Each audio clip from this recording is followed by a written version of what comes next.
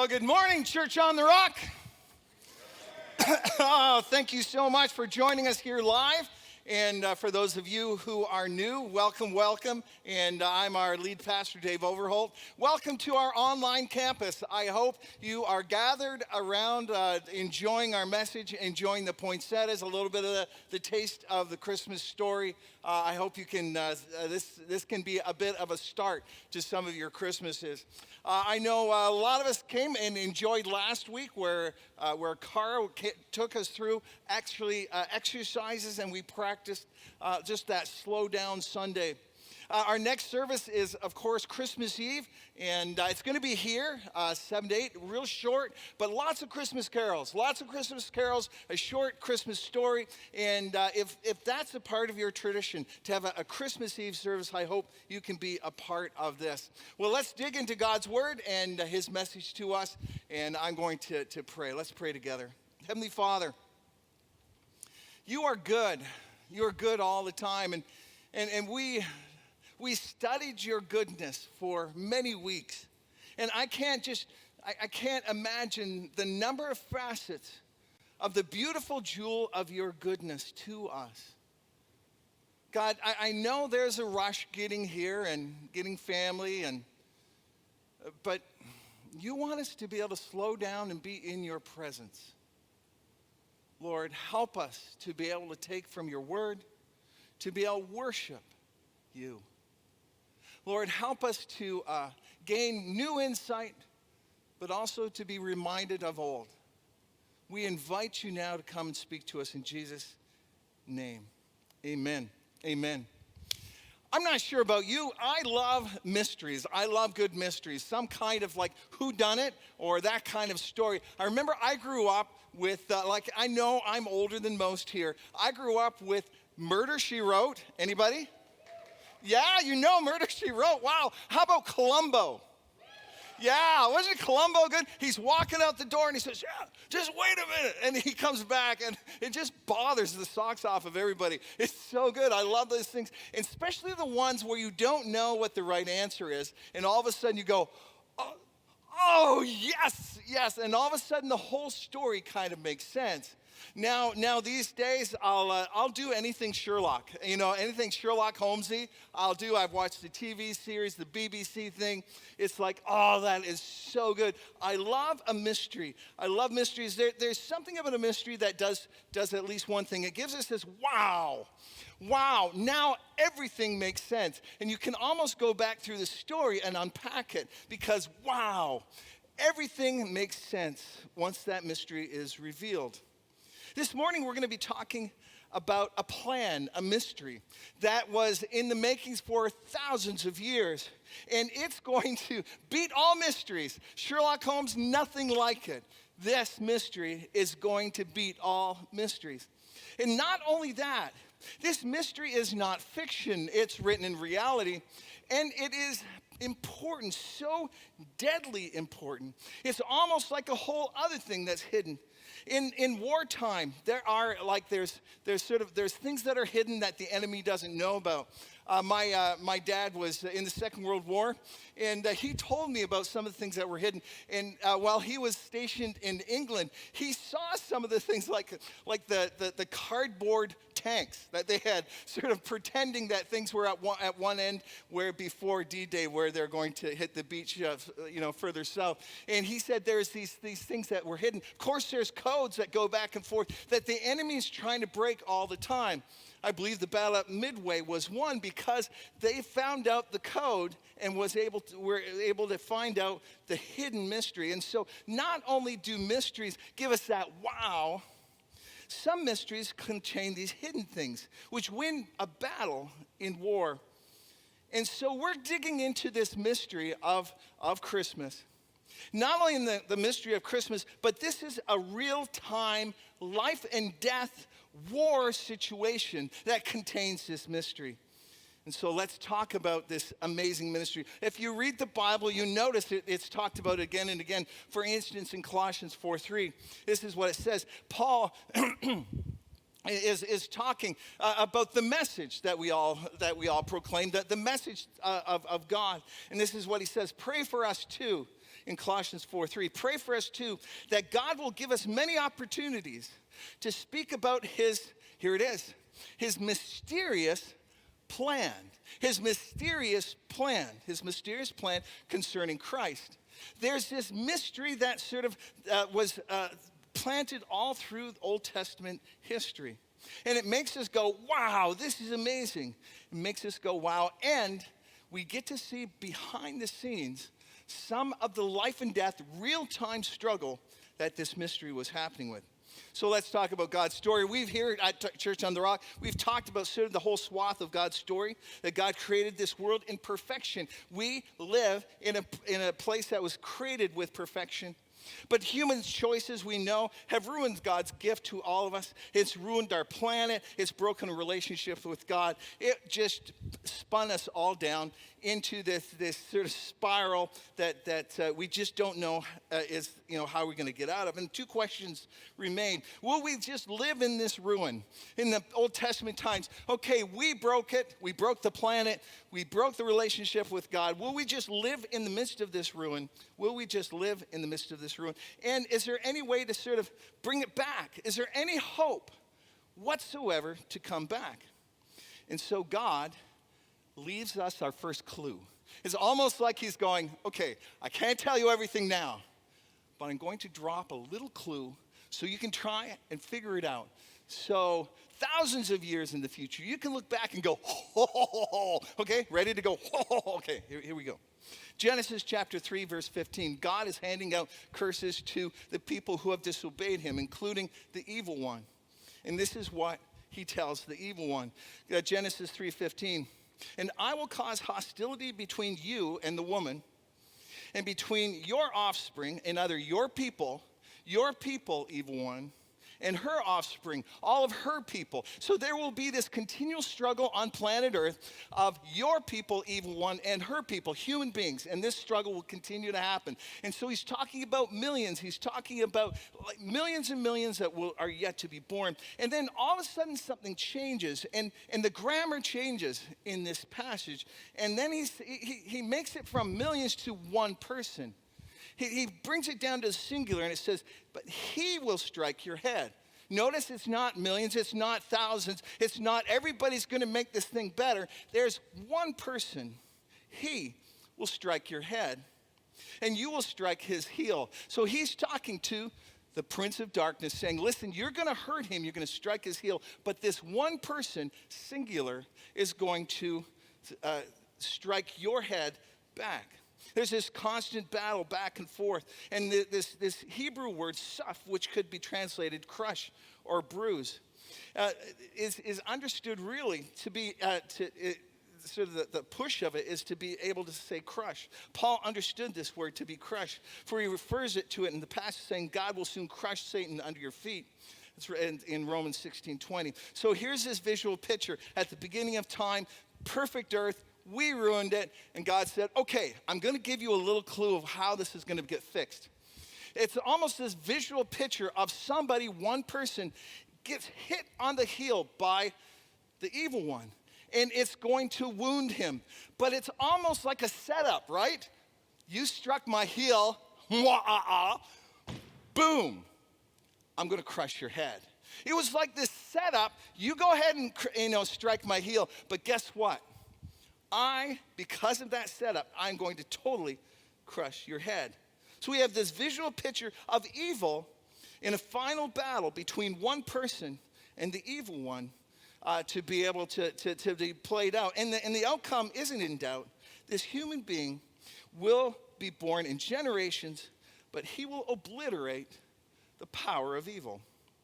And so people started to have seeds of hope that this was not going to continue to get worse and worse. The next hero of the faith is Abraham, who follows God's voice from Ur and goes and settles in the land of Canaan.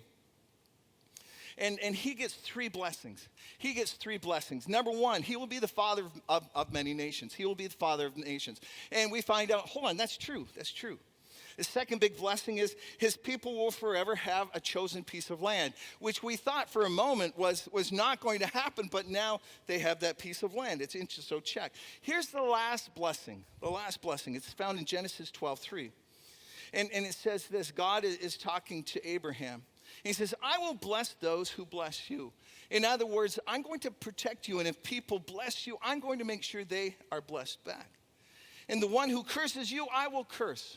I am on your side. You are my chosen people.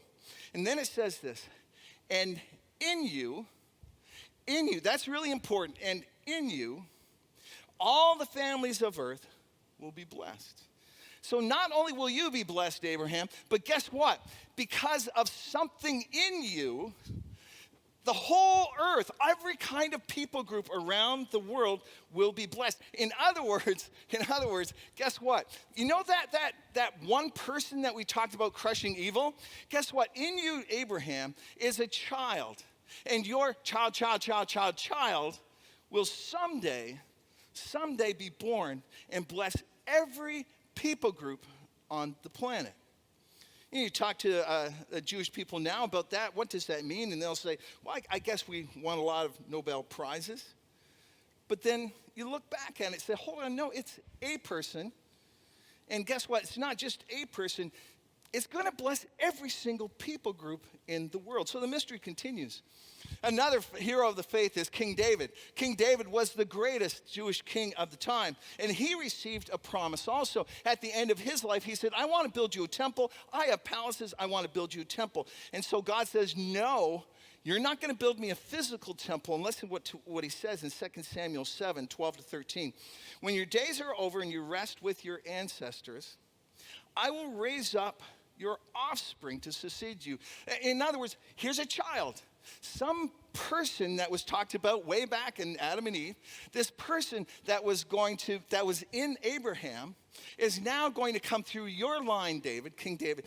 I will raise up your offspring, your own flesh and blood, and I will establish his kingdom. He is the one who will build a house for my name, and I will establish the throne of his kingdom forever.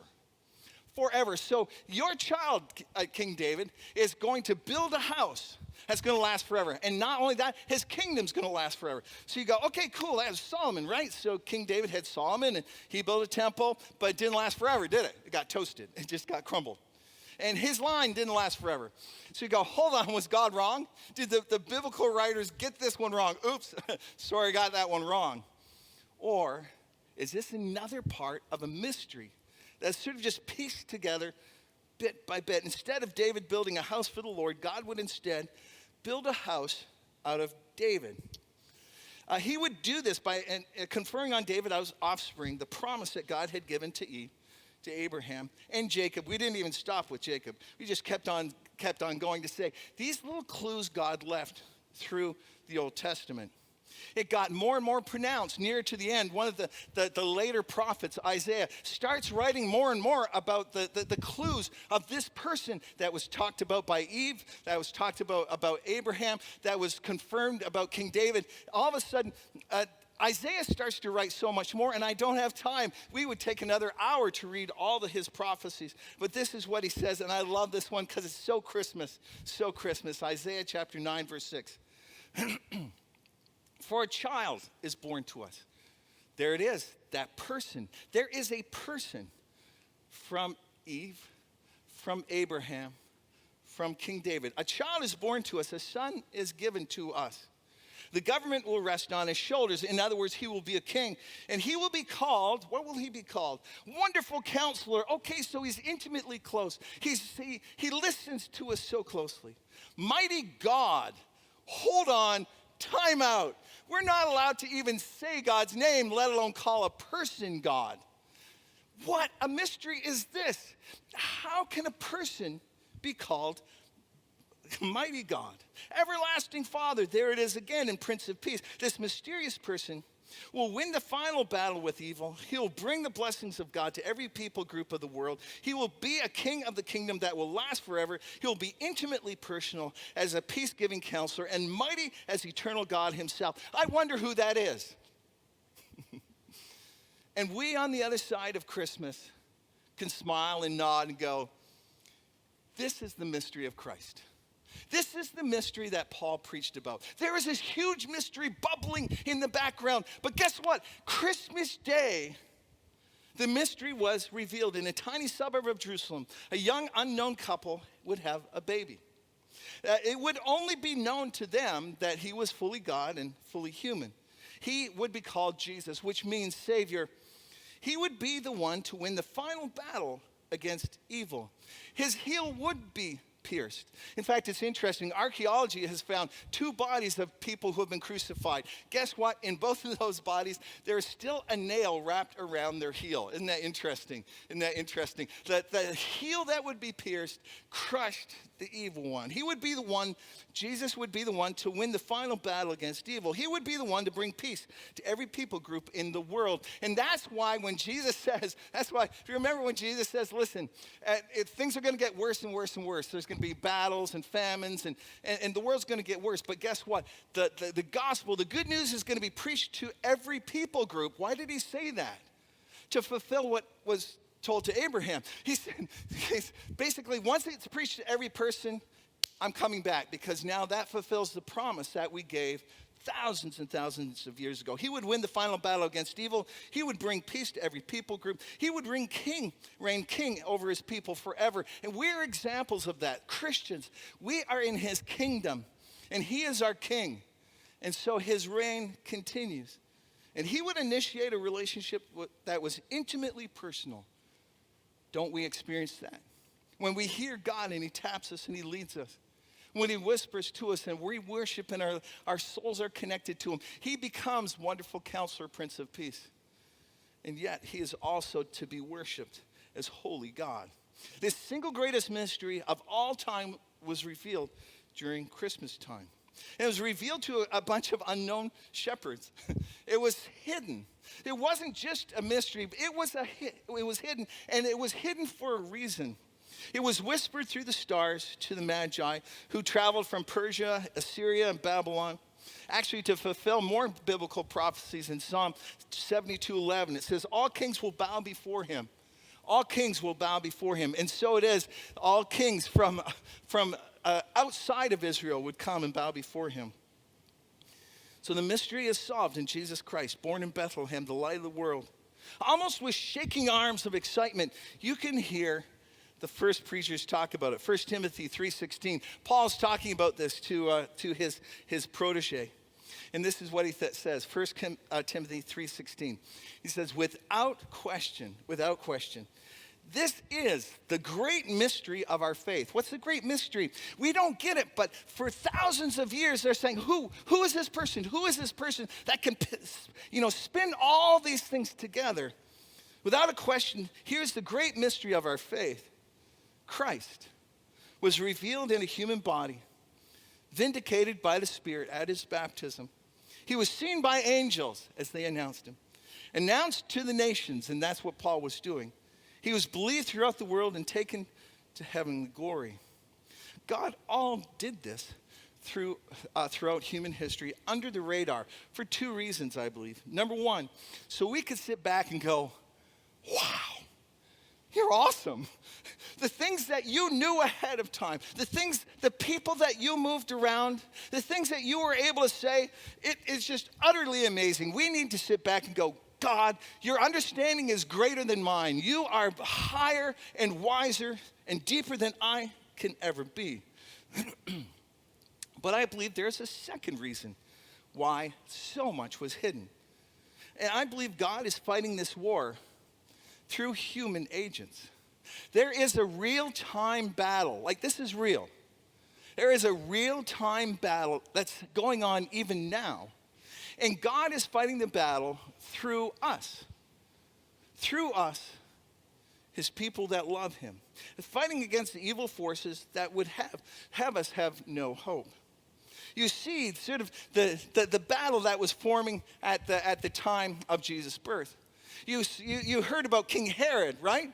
Who heard about, hold on, there's a Messiah, there's a king, and he goes and kills children. Why? Because, again, the evil forces are working through humans to be able to try and tear down God's plan. But God works through his people to fight back. There's this almost like punch it out kind of thing happening on planet Earth through the evil forces and through God's people. And it says this, pretty much this says this in 1 Corinthians 2, 7-8. It says, Paul says this, the wisdom we speak of is the mystery of God. There it is, the mystery again. All this stuff was mystery. The plan that was previously hidden. Okay, so all this stuff was previously hidden. God wanted it to be hidden, even though he made it for our ultimate glory before the world began. So in other words, he had this plan to restore us to him, to restore us to heaven. God had this fantastic plan, but it was hidden. And you go, God, why didn't you just tell us, right? Why didn't you say, hey, guess what? There's going to be a baby born in Bethlehem. His name's Jesus. It's going to be about this year. You know, go and worship him. All right? But it says this, but the rulers of this world, and the rulers of this world here, the evil powers, but the rulers of this world have not understood it. If they had, they would never have crucified our glorious Lord. In other words, there's a real-time battle. The evil powers did not understand what was going on. Can I tell you the truth? The people following God didn't know what was going on either, right? They had no idea. They were given little glimpses, that's it. Only God knew the truth. And here we come to one more verse. If you want to take any verse away, take this one. It's Deuteronomy 29:29. Easy to remember, both numbers, right? Here it is. The Lord, our God, has secrets known to no one. All right, we got to know that one, right? You got to go, but why, God? But how come this didn't? Hold on.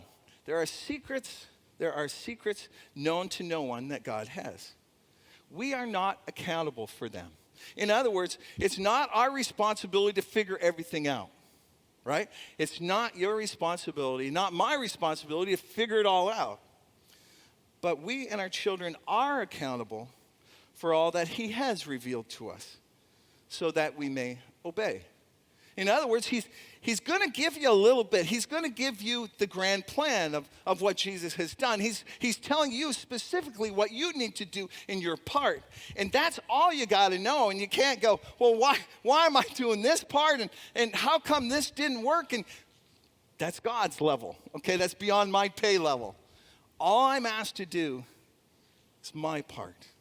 We aren't asked to figure it out, but the light he does give us, we must obey.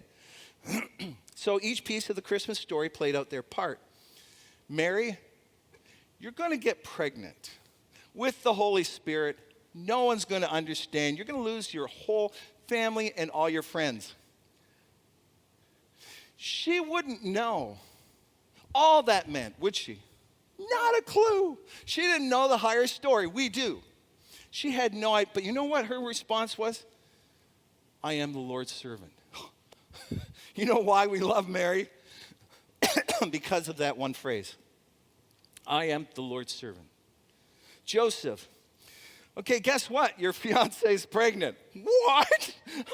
What? And Joseph, being a good man, decided not to make it a public thing. He was going to try and make it a public thing to honor Mary, but he was out of there. Until he had a dream. He had no idea what it all meant, did he? He had no idea. He didn't know that Jesus was going to go and die, that he didn't have any clue. But you know what it says? Joseph did as the Lord commanded. I'm your servant. The shepherds, they were the first ones and the only ones of Israel really to see their newborn king, right? This should be, mind-bending, awesome. And yet the shepherds just say, hey, let's go to Bethlehem to see this thing that's happened. We should go. So they went. The Magi had no idea that they were representing the world, coming to the world's Savior, that every tongue, tribe, and nation would know Jesus. And yet, what did they do? They just simply said, we've come to worship him. That's it. Each played their part, even when their part was wrapped in total mystery. generations from now, people are shaking their head at the wonder and the wow of how God has put it all together. And yet, it was done on the backs of simple people, ordinary people, that had no idea about the bigger plan. All they knew was, you want me to do this? Here I am, your servant. The camera pans back, and you see the glory of God working through each one. So what's our takeaway for this Christmas? What's our takeaway for Christmas? I think it's obvious, isn't it? There's some things you're not going to figure out, and there's some things you're not going to know until the other side. There it just is. Do I have some ideas? I have some ideas. But I can't tell you for any certainty why things happen the way they do. But I do want to ask each one of us, what has he asked you to do next? That's it. What's your small part that you need to play in the midst of God's unending mystery as he unfolds more and more? You know there's mystery still to come, right? We get a little glimpse of what heaven is and what the end times are, all that stuff. No one really knows what it's all about, man. All we know, it's awesome, and at the end, God is glorified, and we win, and he tells us that we stand before his throne and shout, holy, holy, holy to him, and we join the angels, and that's all we know. And except on the way there's a lot of mystery. I'm not actually needing to figure it out. All I need to do is say, okay, God, what do I need to do next? I'm going to ask our worship team to come on up. So, this Christmas time, for you at home, our online campus here, and the campus here at Calvin Christian, what does God want you to do next?